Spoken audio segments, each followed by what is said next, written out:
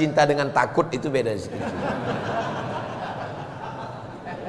Nggak lama kemudian tetangganya datang bawa anak kecil, lalu dia gendong anak kecil itu. Dia gendong anak kecil, lucu ya. Lalu kemudian anak kecil itu kencing. Kira-kira dia ngamuk, dia marah atau dia senyum? Dia senyum. Apa kata dia? Memang anak ini anak yang luar biasa, dikencinginya saya. Ini nampaknya dapat rezeki hari ini. Jangankan perbuatan Allah, perbuatan makhluk Allah pun dia sukai karena cinta. Jadi kalau ada orang yang mengeluh dengan perbuatan Allah, berarti tidak ada cinta kepada Allah. Ini ceramah yang model begini ini berat. Biasanya langsung datang ini, cash and carry. Terjadi sesuatu yang tidak kita suka, karena sebenarnya Allah ingin menguji cinta kita kepada Allah Subhanahu wa ta'ala. Kalau sudah cinta, semuanya menjadi indah. Ketika ditanya kepada dia, apa yang kau lihat? Padahal yang dilihatnya adalah lautan. Apa kata dia? Yang kulihat adalah Laila. Karena dia tergila-gila dengan Laila. Namanya siapa? Namanya Qais. Tapi karena dia tergila, maka disebut dia dengan Laila Majnun. Orang kalau sudah tergila-gila, maka apa yang dia lihat semuanya indah. Maka kita ini disuruh mencintai Allah Subhanahu wa ta'ala. Asyaddu hubban lillah. Orang beriman itu amat sangat cinta kepada Allah Subhanahu wa ta'ala. Ini yang mau meninggalkan kasurnya, yang mau meninggalkan ngantuknya, yang mau datang ke masjid, ini adalah orang yang cinta kepada Allah, yang cinta kepada Rasulullah sallallahu alaihi wasallam.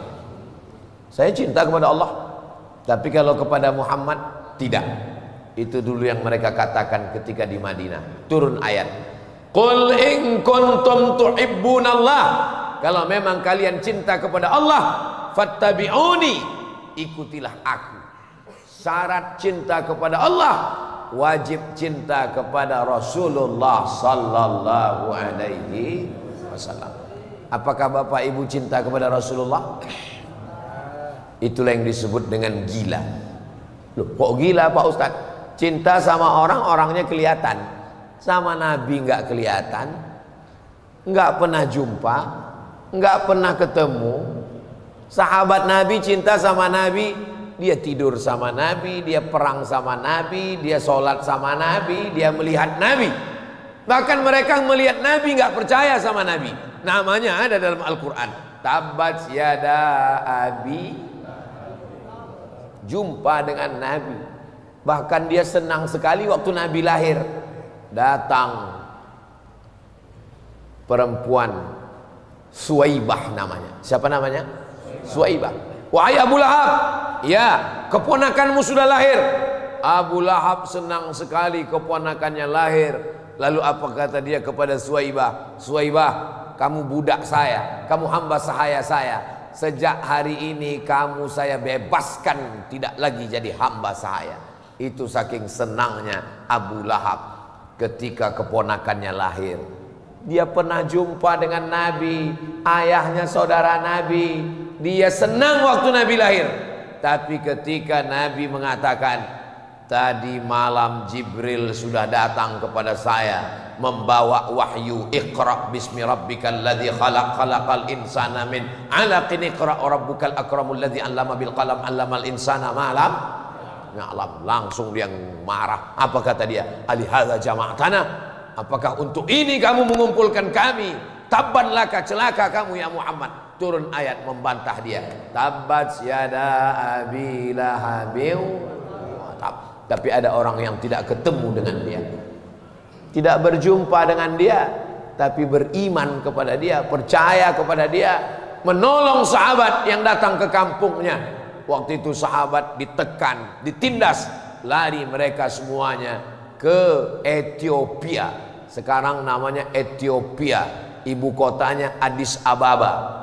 Saya pernah naik pesawat Ethiopia Airlines ketika mau ke Sudan. Tidak ada satupun pesawat di dunia yang mau terbang ke Sudan, karena terjadi kudeta tentara, presidennya tumbang. Saya mesti juga ke Sudan. Terbang saya naik pesawat Addis Ababa, dari transit dari Jakarta ke Addis Ababa Ethiopia. dari Addis Ababa ke Sudan. Pesawat Uni Emirat Arab nggak masuk. Sampai ke Sudan airportnya kosong, sepi. Pesawat ini satu-satunya berani, siap mati, siap ditembak pilotnya. Ustadz siap mati? Enggak. Tapi karena mau menyelesaikan kuliah, saya berangkat juga. Mudah-mudahan nanti selesai konflik di Sudan, adik-adik kita bisa melanjutkan kuliahnya di sana insya Allah. Pergilah sahabat Nabi berhijrah ke sana. Nama rajanya Najasyi. Najasyi minta perdengarkan apa kata Muhammad tentang Isa. Maka dibacakanlah surat ibunya Nabi Isa. Ada satu surat di dalam Al-Quran tentang ibunya Nabi Isa. Itulah dia surat Maryam. Ada surat dalam Al-Quran tentang kakeknya Nabi Isa. Itulah dia surat Ali Imran. Imran punya istri namanya Hannah. Hannah melahirkan anak namanya Maryam. Maryam melahirkan anak namanya Isa. Itu menunjukkan Al-Quran itu datang dari Allah, bukan ciptaan Nabi Muhammad. Seandainya Quran itu ciptaan Nabi Muhammad, tentu ada dua surat di dalamnya. Satu surat Aminah, satu lagi surat Abdul Muttalib. Tapi karena ini datang dari Allah, betapa cintanya Allah kepada kita. Kalau kamu mau kenal Isa, bukalah Al-Quran. Di dalamnya ada nama ibunya Maryam, ada nama kakeknya surat Ali Imran. Ketika dibacakan surat Maryam, Ja'far bin Abi Talib, saudara Abu Talib sepupu Nabi membacakannya.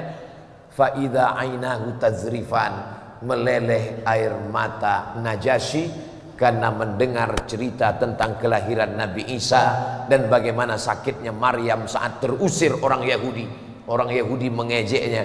Lalu kemudian ketika dapat berita bahwa Najasyi meninggal, ya Rasulullah, ya Najasyi meninggal, Nabi melaksanakan sholat ghaib.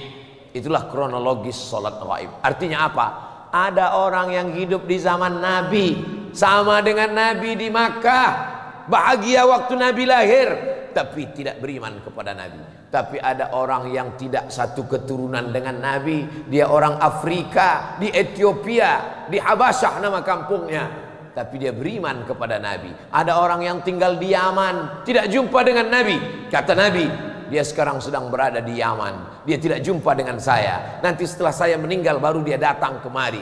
Akhirnya dia datang juga. Namanya Uwais Al-Qarni. Tapi ada yang lebih unik lagi. Najasyi sezaman dengan Nabi, Uwais Al-Qarni sezaman dengan Nabi. Kata Nabi, ada orang nanti dia akan minum dari telagaku, telaga Al-Kautsar. Inna a'tayna kal kautsar. Dia akan minum minal haud. Dia tidak pernah berjumpa. Lakukan apa-apa ya Allah. Aku tidak bisa membangun pesantren yang besar karena aku bukan orang kaya. Aku tidak bisa membebaskan sekolah gratis karena aku bukan pejabat. Tapi paling tidak aku pernah menyampaikan supaya cinta kepada Rasulullah sallallahu alaihi wasallam, supaya menyampaikan wa tawasau bil haqqi wa tawasau bis sabr. Tidak pernah berjumpa dengan Allah, tidak pernah melihat Allah, tidak pernah ketemu dengan Rasulullah, tapi ada di dalam hati kita. Itulah dia namanya iman. Mudah-mudahan anak-anak kita juga beriman sampai hari kiamat insyaallah.